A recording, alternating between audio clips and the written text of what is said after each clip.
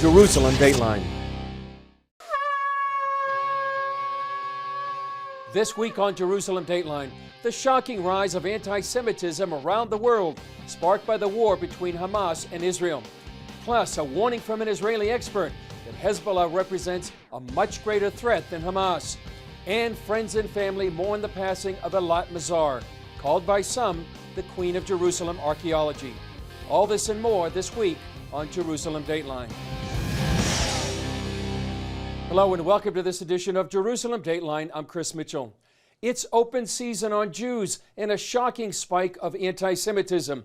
They're being savagely attacked in American cities from Los Angeles to New York. So how are certain political leaders fueling these heinous crimes? And what can we do to stop this torrent of anti-Semitism?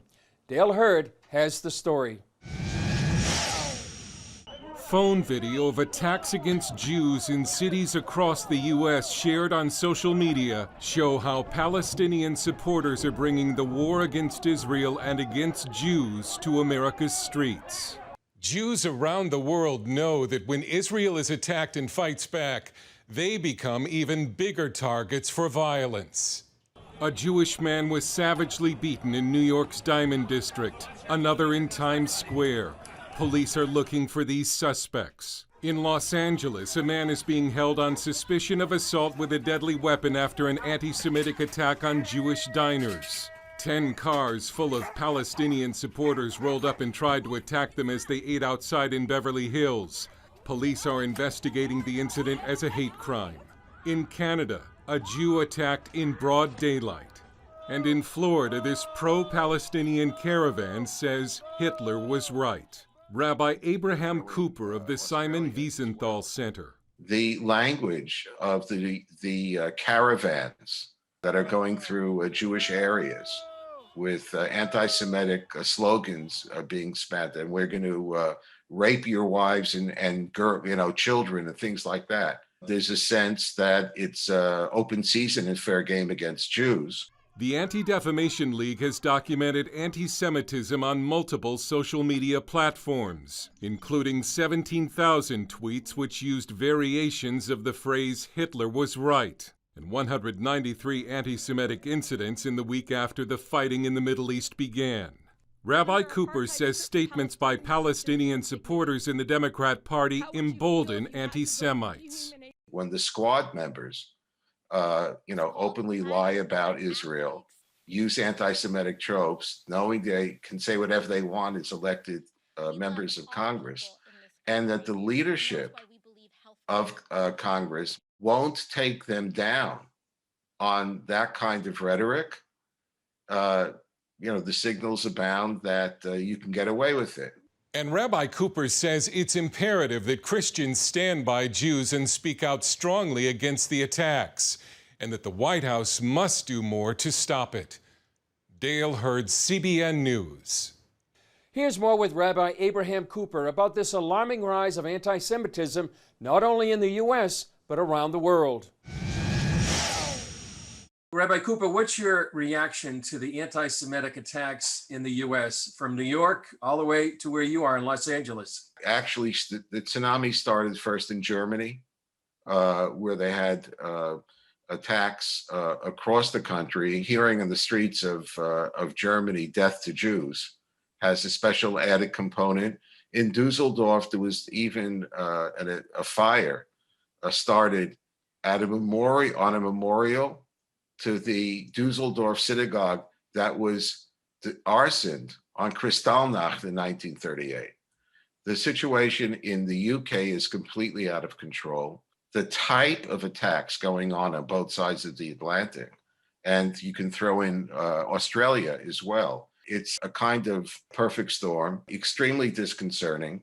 This is an anti-Semitism really escalating on a whole nother level. Final question, Rabbi Cooper, how can evangelical Christians help? I think, first and foremost, that next Sunday, there needs to be using the sermon to educate the parishioners, first, not so much about Israel. You don't really have to. They're light years ahead of everybody else.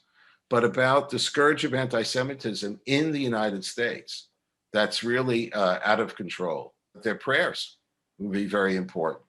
And then the other thing is to remember what so many people, including Mr. Wiesenthal, our namesake, the great Nazi hunter, would always remind us, that it often starts with Jews, it never ends with Jews. Our best friends are members of the Christian community.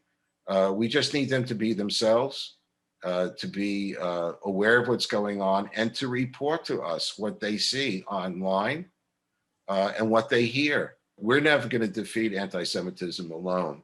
It's going to be our neighbors who are going to lead the way. For 11 days, Hamas, aided by Iran and other terror groups, tried to paralyze central and southern Israel by firing thousands of rockets from Gaza. Now strategists are looking for other potential threats, and one Israeli expert points to the north as a much bigger threat. I have to admit that as an Israeli, this is not the only front that I'm concerned of. I look north and I see Lebanon and I see Hezbollah. Counterterrorism expert Boaz Ganor tells CBN News Hezbollah and its estimated 150 to 200,000 missiles represents a far greater threat than Hamas. If you ask me what concerns me with Hezbollah, everything that concerned me with Hamas, but big time, much more than what we had. After studying the recent war, Ganot believes Hezbollah would try to overwhelm Israel's #1 defense, the Iron Dome.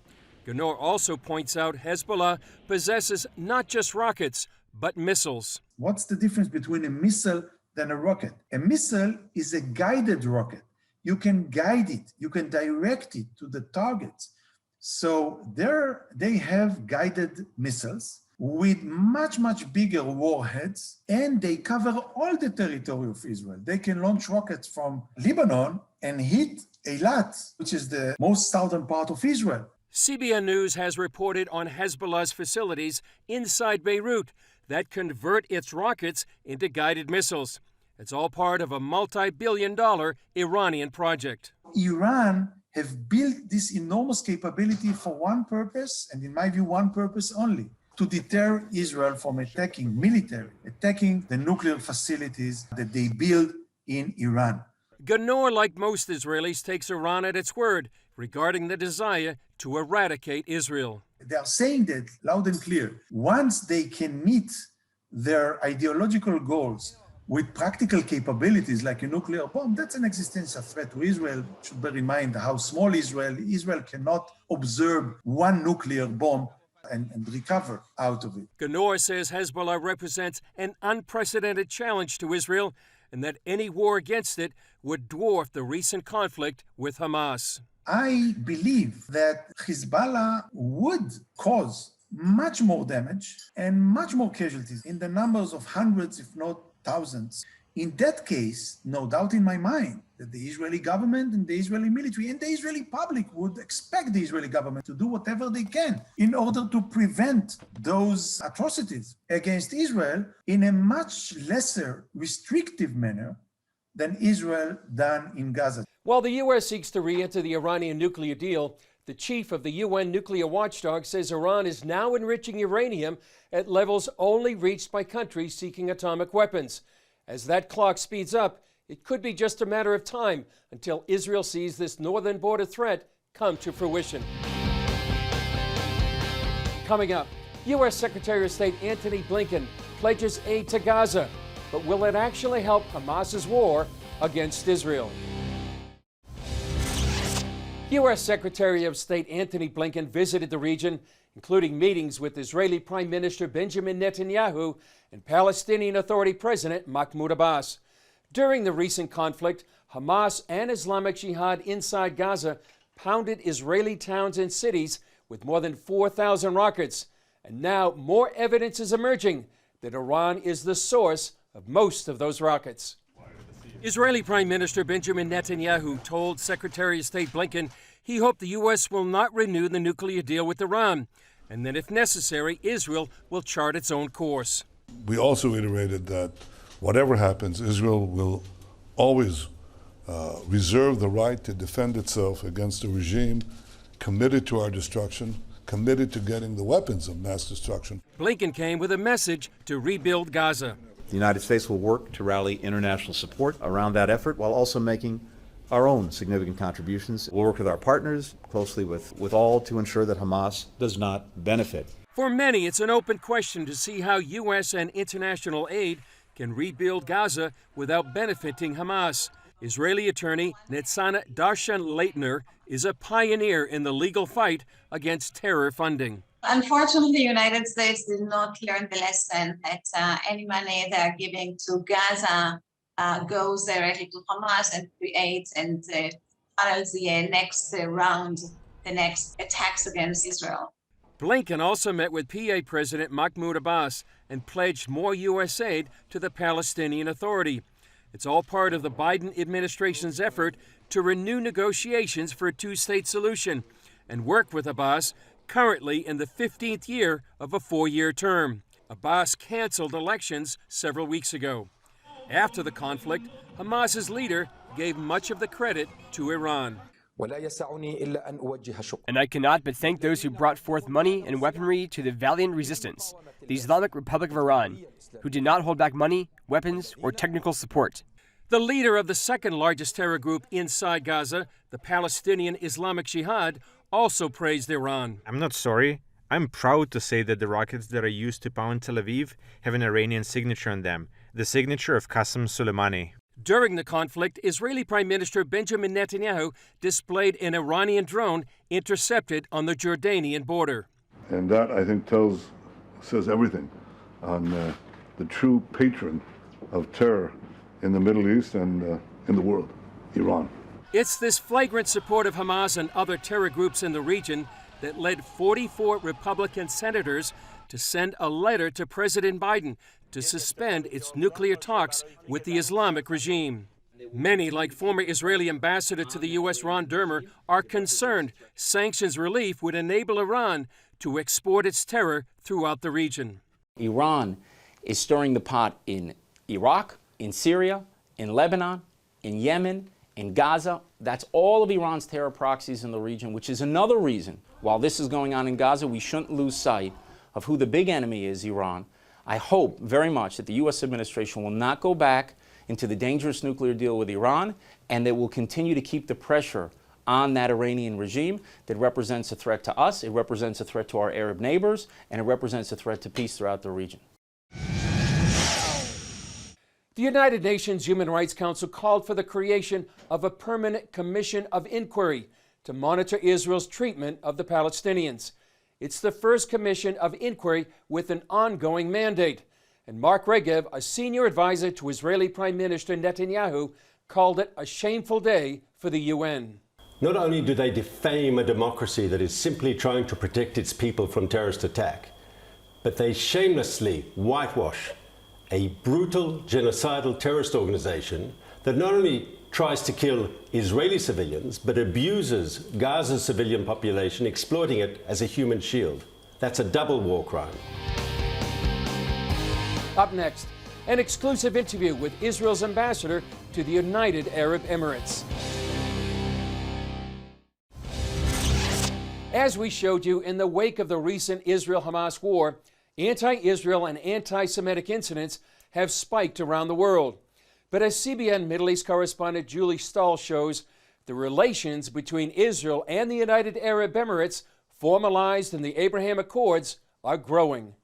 Ambassador Eitan Naeh is Israel's first diplomat to the United Arab Emirates. CTN News spoke with Naeh on a trip to Abu Dhabi regarding the reaction of the UAE to the recent conflict with Hamas. I visited the salon here during the campaign, the Gaza campaign. And I heard the things that I don't think that Israelis heard before. So the whole time until the Abraham Accords, we only got one side, the Palestinian side. And now for the first time, we can hear the other side, the Israeli side. Last year, Israel, the UAE, and other Arab countries established diplomatic ties known as the Abraham Accords.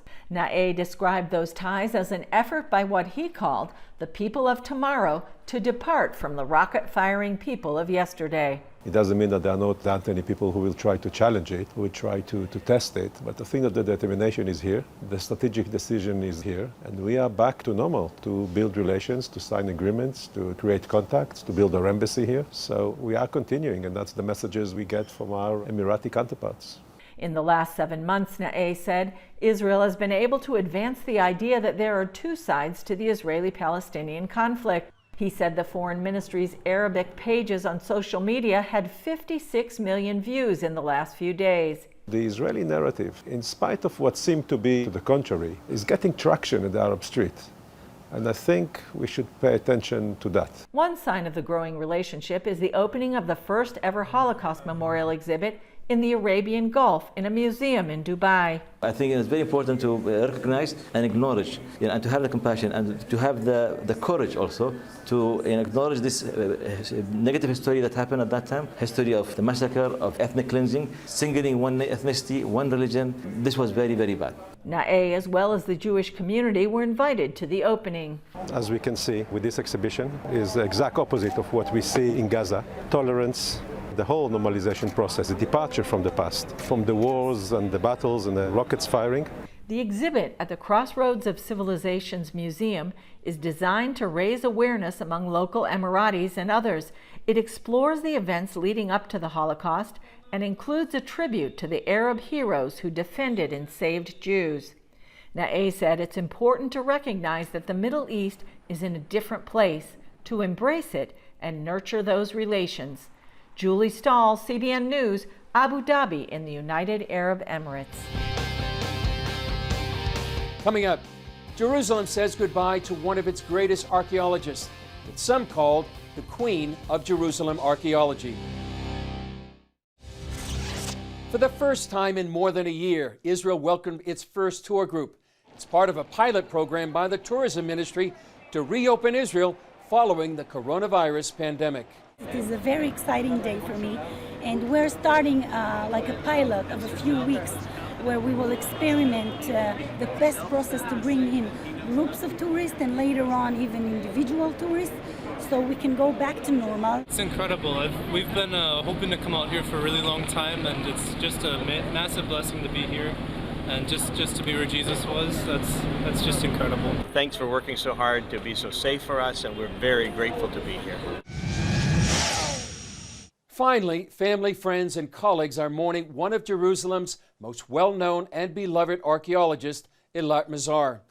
Called by some the Queen of Jerusalem archaeologist, Mazar discovered some of the most significant finds in the city. And CBN News interviewed Mazar a number of times throughout the years. Here's a look at some of those stories. Eilat Mazar was a third-generation archaeologist. Mazar's grandfather, Benjamin, oversaw the first excavation after the 1967 Six-Day War that reunited Jerusalem. My grandfather excavated 10 continuous years without stopping. This was a fantastic project. Almost no parallel in dimensions. Hundreds of people worked. They revealed fantastic remains of ancient Jerusalem from all periods. At 10 years old, Mazar felt like part of her family came home when she first heard that Israel recaptured the old city. Even as a child, I could sense that this is a huge event. It's like you get something back. People related to it like returning a lost son. That's what we were expecting for. Now it's happening. She made some of Israel's greatest finds. While digging in the city of David, Mazar believes she discovered King David's palace. Its monumentality is obvious. Everybody can see.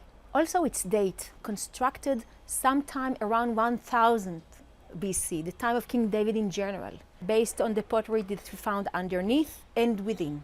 These facts brought us to understand that we've got fantastic monumental construction. Mazar also uncovered the site called the Ophel, just below Jerusalem's Temple Mount, restored it, and told her story in the book, Discovering the Solomonic Wall in Jerusalem. Perhaps Mazar's greatest find brought the Bible to life. From the biblical times, finding the seal impression from King Hezekiah himself, this is unparalleled, unheard of, to come as close as you can imagine to a biblical figure, not to mention such a king as King Hezekiah.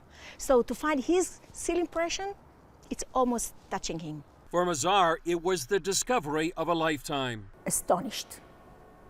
This was, I think, this was most amazed find for me personally, ever.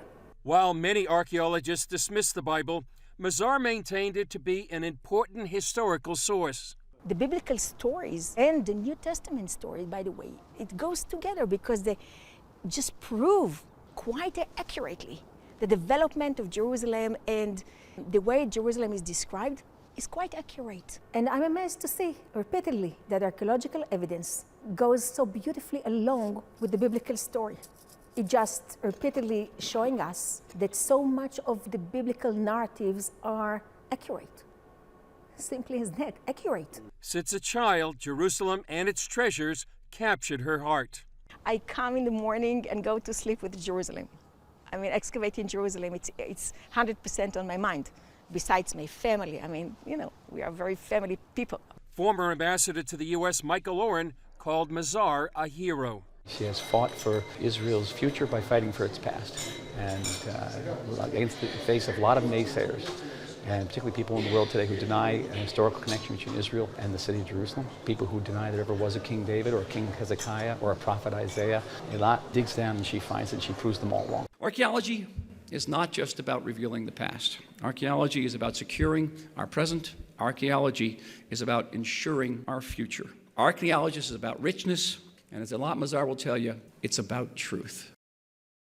Eilat Mazar was a dear friend to the CBN family. We will miss her, and may her memory be blessed. I'm Chris Mitchell. We'll see you next time on Jerusalem Dateline.